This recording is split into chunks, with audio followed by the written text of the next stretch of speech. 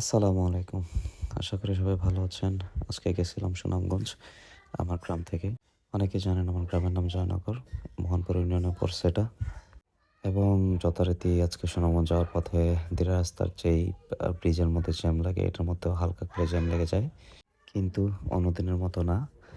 অন্যদিন যেভাবে ০.৫ ঘন্টা ৪০ মিনিট লেগে যায়, আজকে ৫ মিনিটের ভিতরে জ্যাম ছেড়ে যায়। এবং দেখতে পাচ্ছেন সুনামগঞ্জ শহরের বাস স্ট্যান্ডের পাশেই চলে আসছি। মূলত আজকে গেছিলাম সুনামগঞ্জ ডাক্তার দেখাইতে।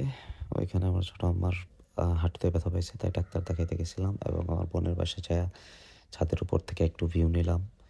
শহরের ভিউ এবং শহরের পাশে যে হাওরের ভিউগুলো নিলাম, দেখতে পাচ্ছেন। আপনারা চাইলে আপনাদেরকে শহরটা একদিন ঘুরে দেখাবো। সুনামগঞ্জ থেকে আসার সময় আবার লেগে গেল জ্যাম। দেখতে পাচ্ছেন ব্রিজের মধ্যে জ্যাম লেগে গেছে।